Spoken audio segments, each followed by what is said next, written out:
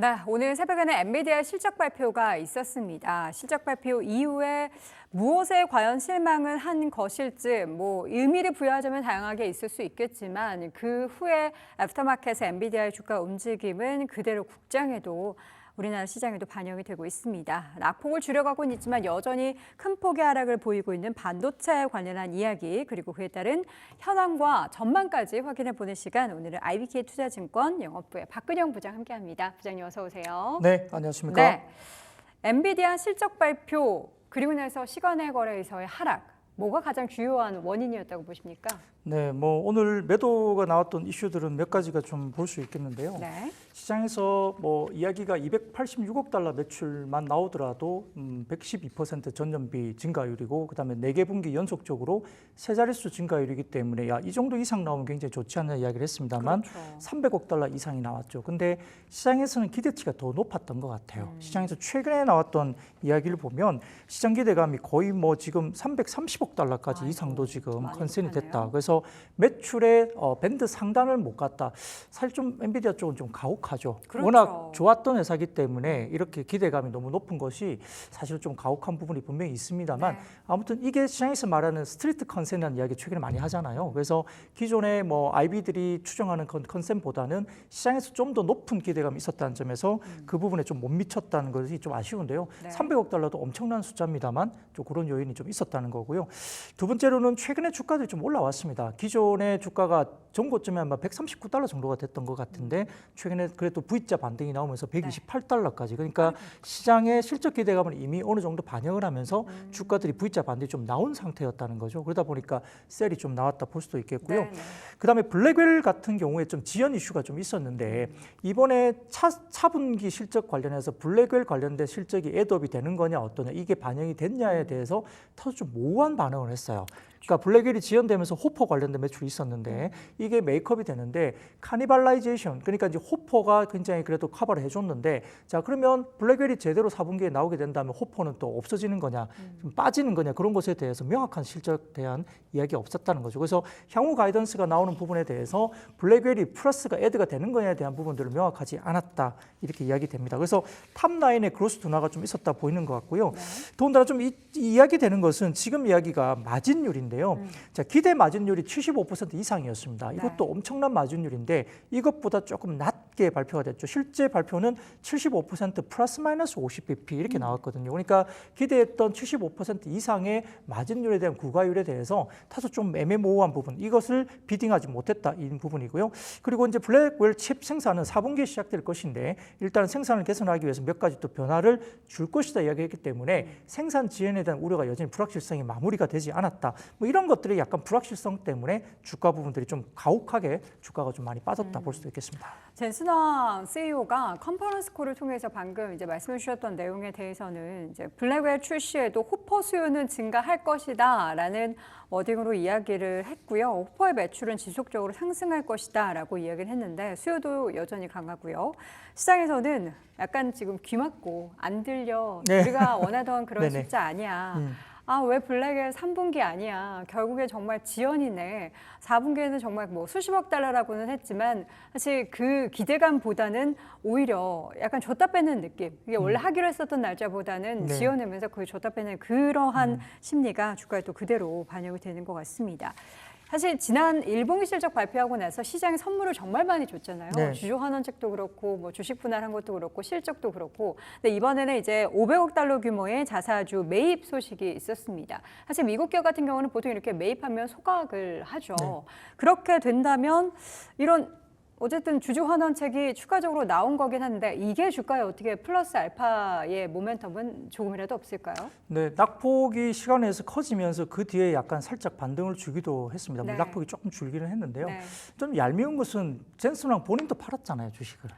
근데 미리 말했잖아요. 물론 이제 그건 이제 미국 시장 자체가 미리 통보를 하고 공시를 하고 팔기 때문에 그런 제도가 있어서 그렇긴 하지만 최근에 고가 부분에서 사실 젠슨왕도 일부 주식을 좀 팔기도 했었죠. 그래서 약간 모르겠어요. 이게 얄미운 부분도 좀 있는데 아무튼 자사주 매입은 이제 주가 빠진 것에 대해서 좀 어느 정도 방어를 할 기회는 된다 볼 수 있고요.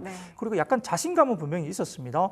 결국은 지금 호퍼와 블랙웰 수요는 여전히 견조하다고 굉장히 자신감을 미쳤고 블랙웰에 대한 4분기 출하는 출하를 준비하는 시기가 4분기 4분기가 아니라 4분기에 출하를 하는 것이다라고 그렇죠. 강조를 했거든요. 그렇기 때문에 약간의 우려를 조금은 상쇄시키는 말을 하면서 낙폭이 약간 줄기도 했었는데요.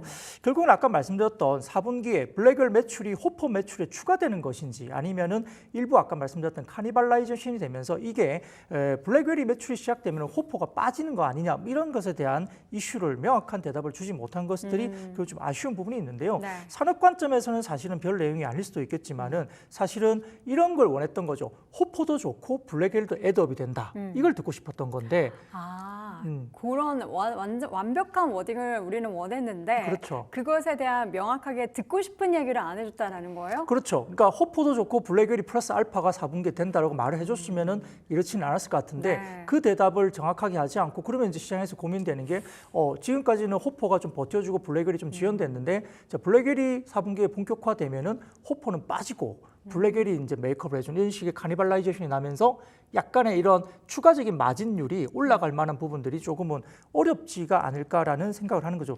결국은 그래서 회계연도 연간 GPM 마진율이 지금 75% 이상을 바라보고 있는데 네. 이 마진율의 둔화 구간 그쵸. 이것에 대해서 이야기를 하는 거고요. 실질적으로 지금 마진 같은 경우도 4분기 관련해서는 약간의 그 비용 문제, 재고 문제 이런 것들 때문에 마진율이 조금 떨어질 수 있지 않을까라는 약간의 워딩이 있었어요. 네. 그런 것들을 관련해서 시장에서는 다소 좀 우려를 하고 성장률이 75%의 마진율도 엄청나지만 이것들이 조금 꺾인다? 이게 조금은 시장에서는 둔화된 우려를 좀 여실히 반영한 게 아닌가 싶습니다. 그렇죠. 우리는 이제 키가 170까지 컸는데 171, 2 1cm라도 크게 바라지 169, 8 이렇게 내려가길 바라지 않거든요.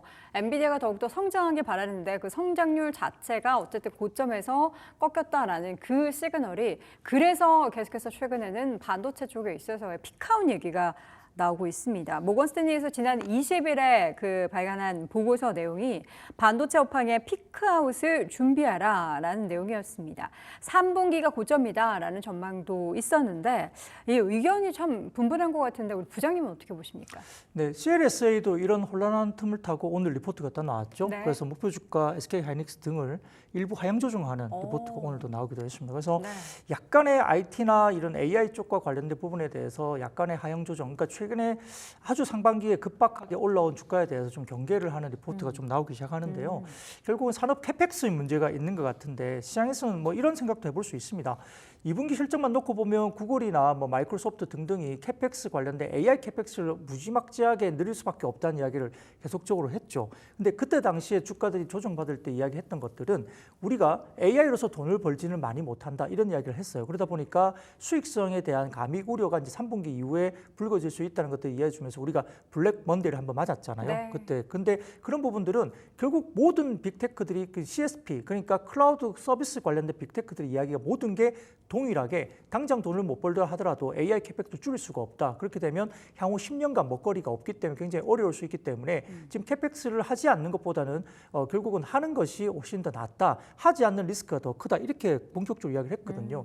근데 이렇게 가다 보니까 약간 AI 관련된 캐펙스가 과연 이러한 빅테크들이 일정 수준 경기가 좀 하강하고 이런 부분에 영역이 들어갔을 때 지금과 같은 공격적인 캐펙스 관련된 스탠스를 그대로 유지할 수 있을까? 나중에 지금은 큰 소리 쳤는데 나중에 이런 캐펙스 관련된 부분들을 조금 더 하향 조정했을 때는 과연 엔비디아가 이런 부분에서 지금과 같은 수익을 낼 수 있을까? 이런 것에 대한 고민을 역시 이제 산업적으로 하게 되는 거예요. 네. 그러다 보니까 상당히 좀 힘들어질 수밖에 없는데 여기에 대해서는 비유가 나뉩니다. 지금과 같은 이슈로서 아까 말씀하셨던 일부 해외 쪽의 IB 쪽에서는 일부 좀 보수적인 리포트가 나오기도 하고요. 네. 일부에서는 역시 9월달 이후에 나온 애플 인텔리전스가 탑재된 온 디바이스 AI가 결국 나오고 그렇죠. PC라든지 스마트폰에 기기당 들어가는 단위 바이트에 관련된 DRAM 탑재량이 굉장히 높아지고 AI가 결국은 온 디바이스 AI가 본격화되는 이제 초입 단계다. 여기에 따라서 수요가 굉장히 아직은 폭발할 수 있고 내년까지도 굉장히 좋을 것이고 ASIC와 같은 지금 이렇게 주문형 제작 반도체까지 활발하게 지금 투자가 이루어지면서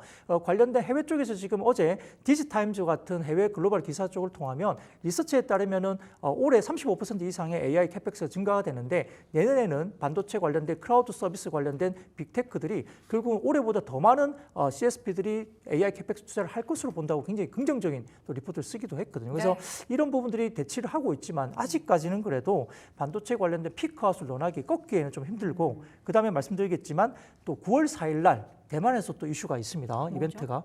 그게 뭐냐면 대만에서 이야기하는 세미컨덕터 관련된 TW 행사가 있거든요. 세미콘 TW 행사가 있는데 9월 4일 날 행사입니다. 그때 젠스랑이 기술과 관련된 부분, 블랙웰과 관련된 부분에 대해서 추가적인 발언을 할 가능성이 높아요. 그래서 아마 지금 그 관련해서 마찬가지고 그 기자회견에서 대만의 코어스 관련된 지금 이 관련된 엔비디아 관련된 대만의 TSMC의 코어스 관련된 기술 관련된 이야기 이런 것들이 결국 수율 문제 관련해서 구체적으로 설명이 되겠죠. 그래서 이번에 엔비디아 쪽에서 코어스의 수율 이런 부분에 대한 부분들이 아마 9월 4일 날 만약에 대만의 세미콘 TW 행사에서 기술적인 부분을 좀 더 긍정적인 보완 코멘트가 만약에 나와준다면 엔비디아 쪽은 또다시 다른 변곡점이 있을 수 있다는 점을 좀 주목할 필요가 있겠습니다. 네, 우리 박근영 부장님과 항상 인터뷰를 하면 박근영 부장 아가미로 숨쉰다라는 얘기가 들릴 정도로 정말 이렇게 빠르게 말씀하시는데 숨 하나도 안 차게 말씀을 하십니다. 팁으로 숨을 쉬죠. 저는. 그러니까요. 팁으로 숨 쉬는 분.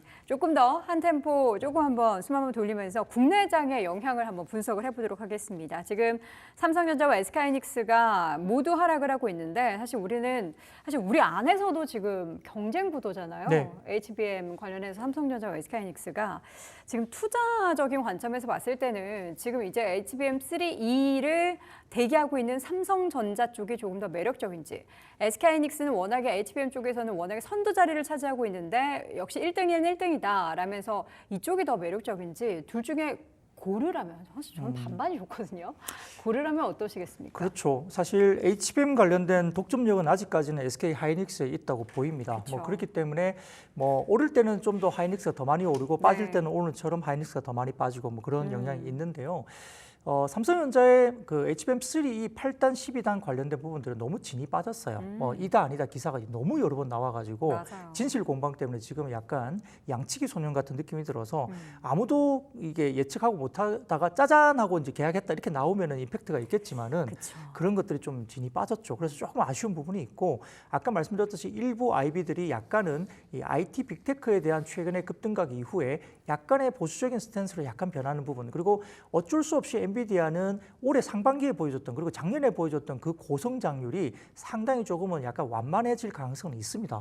지금 마진율이 75% 이상인데 거기에서 얼마나 더 올라갈 수 있을까? 이 부분들은 조금 보수적으로 볼 수밖에 없거든요. 그러다 보니까 지금은 결국은 시장에서 뭐 누가 더 좋다 나쁘다 보다는 삼성전자 쪽에 기회는 요인은 있겠죠. 하지만 삼성전자가 기회 요인이 없었다 하더라도 2분기에 뭐 디램이나 낸드 가격이 워낙 좋았기 때문에 또 좋은 마진율을 보여주면서 이익을 구가했기 때문에 자, HBM 자체적으로 주가가 좋다 나쁘다 보기엔 조금 어려운 시기가 됐다 보는 것 같고요. 그래서 지금은 수급들이 약간의 보수적인 이야기들 그리고 이제 여러 가지 경기에 대한 부분들이 좀 이야기되면서 사실 IT 쪽에서 수급이 살짝 빠져나가는 부분도 좀 보입니다. 그러다 보니까 오늘도 여실히 드러나는 게 지금은 역시 이제 제약바이오, 알테오젠을 포함한 제약바이오가 코스닥 시가총액 상위 1위로 올라갔다는 점들을 포함해서 제약바이오 좀 쏠리는 부분이 여전히 조금 더 갈 수 있고 그 부분에서 약간 틈새에서 낙폭과대 섹터인 예를 들어서 뭐 2차 전지라든지 인터넷과 같은 과거의 낙폭과대에서 이제 너무 많이 빠져서 빠질 궁리가 좀 별로 안 보이는 바닥론에 대한 이슈들이 일거지는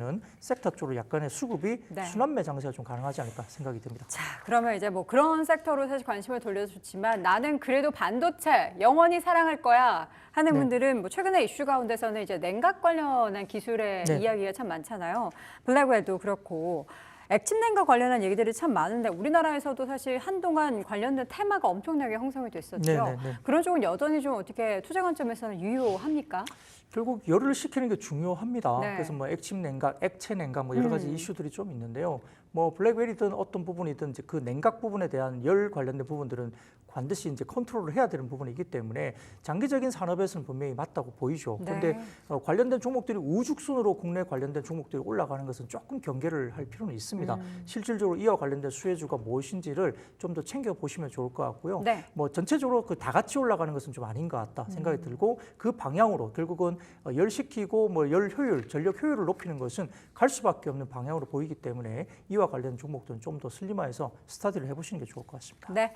자, 이렇게 해서 오늘 엔비디아 실적 발표 그리고 국내 시장에 미치는 영향과 그래도 반도체 안에서 여전히 모멘텀이 이슈가 계속 불거지고 있는 액침냉각 관련한 얘기까지 나눠봤습니다. IBK 투자증권 영업부 박근영 부장 함께했습니다. 부장님 고맙습니다. 네, 감사합니다.